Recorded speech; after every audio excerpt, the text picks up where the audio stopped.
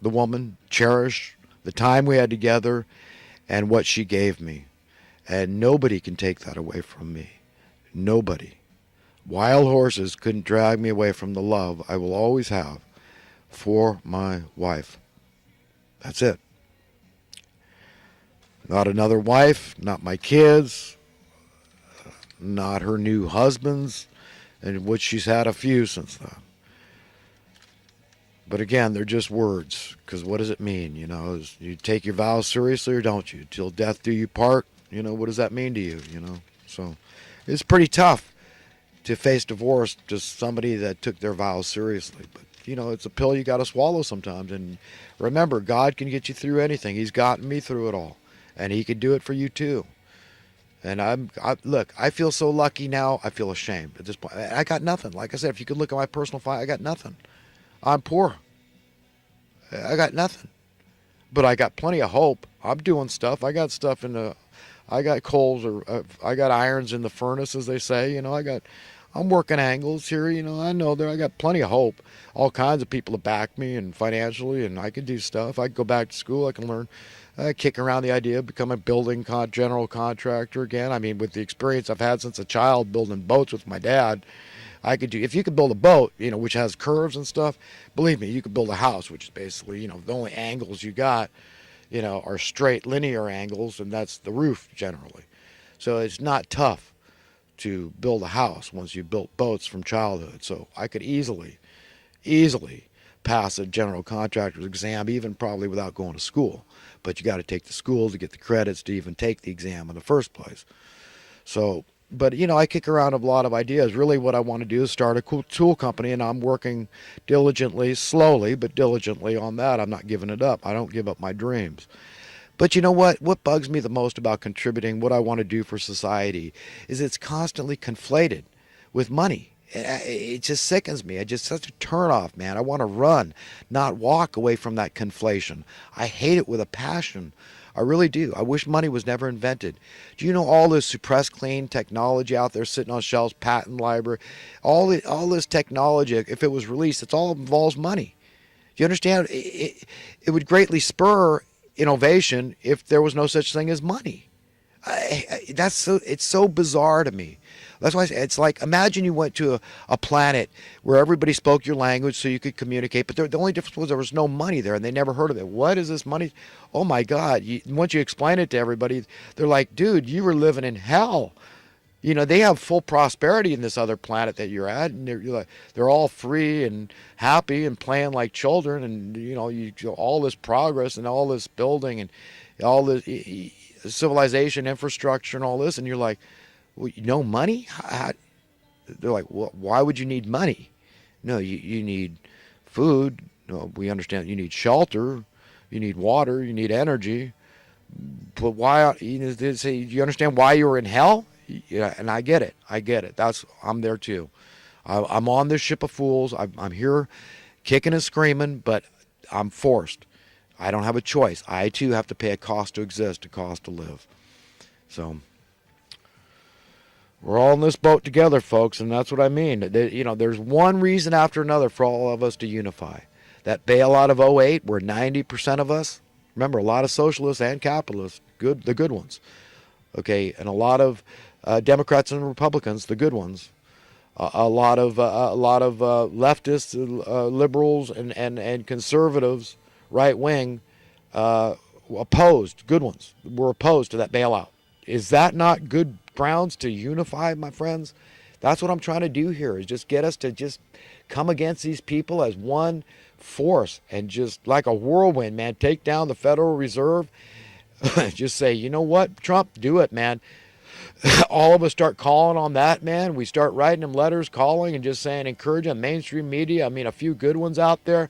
Put this idea in people. We'll turn, this should be a mountain in the news. This is what I mean, how they're able to turn a mountain, which should be a mountain of information that the people are interested in, and they turn that into a molehill. Well, we'll just make a little blurb, and we'll twist the blurb, so that they turn this mountain into a molehill and make nothing of what should be, central focus. God, I'm not even getting through my current events this week. I might have to do another tape.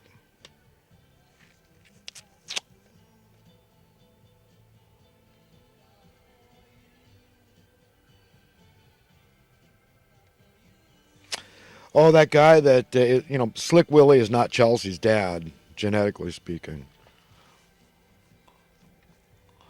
Though he's got a kid. He's got a kid that's half black, who he ignores, snubbed, not lifting a finger for. But it was the guy's name is Hubble, Webster Hubble. Look up Webster Hubble. Looks just like Chelsea. He's her real biological dad. A lot of people don't know that. Mainstream media won't touch that one, will they? And Hillary, she stayed with Bill all these years because she's just totally in love with Bill, right? Not because of her political aspirations. No. Because it was politically expedient. No. No. That's not it. No.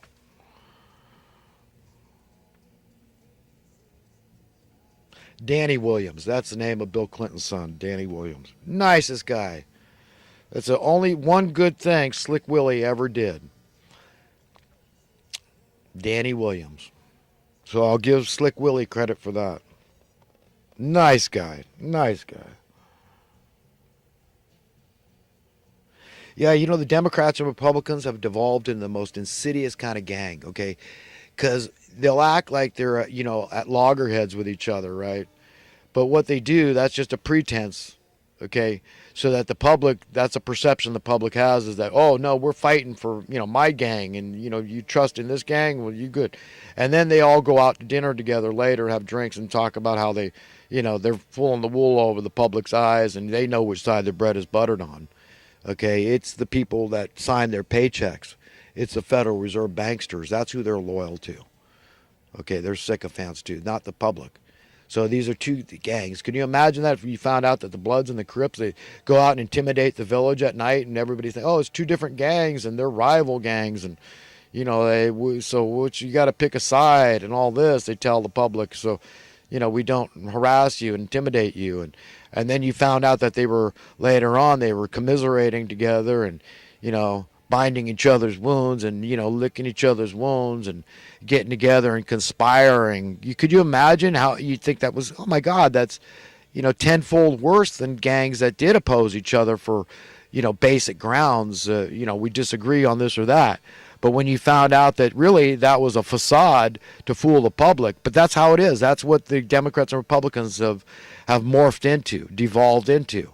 And Jesse Ventura alluded to this when in his book, The Bloods and the Crips. He's calling the Democrats and he had his own little cute term for it, but that's exactly what they've done. But they operate in lockstep with each other.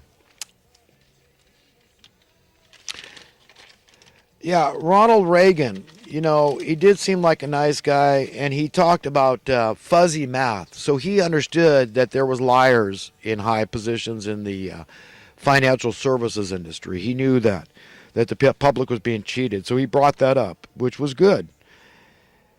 But he was ineffectual. He was feckless about, they ran roughshod over him. They didn't do what his financial advisor, Paul Craig Roberts, advised. So, because Paul Craig Roberts is a good guy, but he was ineffectual too. These people are powerful, man. I mean, what they say goes. It's it's like standing up against the beast for all intents and purposes. Standing up against monsters is like David to Goliath, except David didn't have a slingshot, But the other thing I liked Ronald Reagan for was he believed about the fact that we were being visited by alien craft.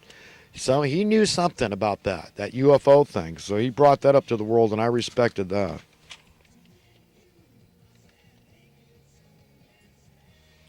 But there are definitely fascist establishmentarians on both sides of the issues.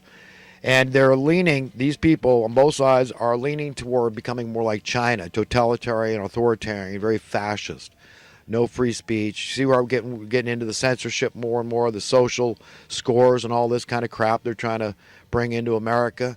Well, that's the kind of people. But instead of going with Russia, with the direction Russia's been going, has been good, a lot more toward freedom and prosperity. But we're not going that way. That's what the mainstream media is pushing. And that's what these establishmentarians on both sides of the aisle, okay, these gangs that are collaborating, conspiring together, colluding together, that's where they're taking us, toward the Chinese model, not the Russian model. That's why they want to villainize, demonize Putin and the Russians, because he's setting his people free through prosperity. They don't want that. That's the antithesis of what they want, the opposite. Yeah, if you're against a basic universal income, this is what I have to say to you. You're not a Christian, you're not a libertarian, you're not a conservative. You are pro-abortion because it would stop a lot of abortions. You're pro-crime because it would stop a lot of crime. And you're against a kinder, gentler, safer society. And you're against thwarting the New World Order scheme of imposing austerity on the public at large under the guise of saving the planet, right? Because poor people, poverty-stricken people can't burn energy. They can't